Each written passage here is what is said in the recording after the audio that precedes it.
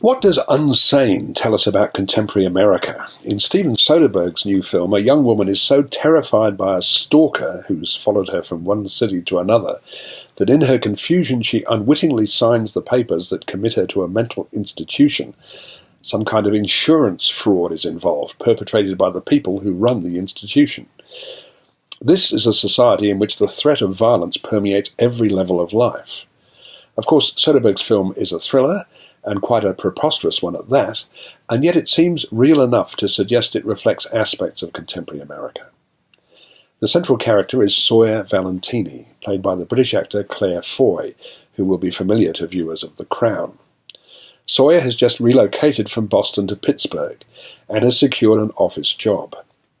Her smarmy boss, who unsubtly makes sexual advances while sitting at a desk covered with photos of his family, is happy with her work. But Sawyer is terrified that the stalker who forced her to leave Boston has followed her here. She seeks the help of a counsellor at Highland Creek Behavioural Centre and is incautious enough to mention that she's contemplated suicide. Before she completely realises the implications of this, she's incarcerated in the centre, sharing a large ward with mentally challenged people of both sexes, including Violet, Juno Temple, and Nate, J. Farrow. For a while, Soderbergh and screenwriters Jonathan Bernstein and James Greer keep you guessing. Maybe Sawyer really is deranged. Maybe the stalker she claims to see is a figment of her imagination.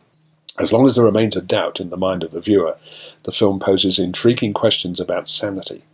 But eventually it lurches into a full-blown suspense thriller involving a very frightened lady and a very sadistic killer.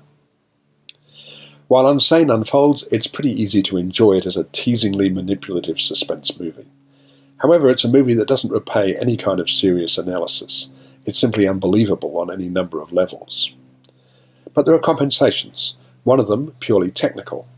Soderbergh himself photographed the film under his usual alias of Peter Andrews entirely on an iPhone.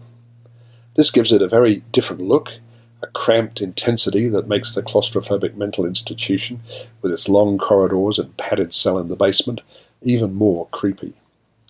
Soderbergh also edited the film under another alias, Mary Ann Bernard. The other reason to see Unsane lies in the quality of the acting.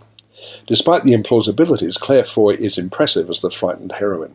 Amy Irving is also good in her few scenes as Sawyer's supportive mother. Yes, Unsane might be rather silly, but thriller lovers can have fun with it. I'm giving it 3.5 stars.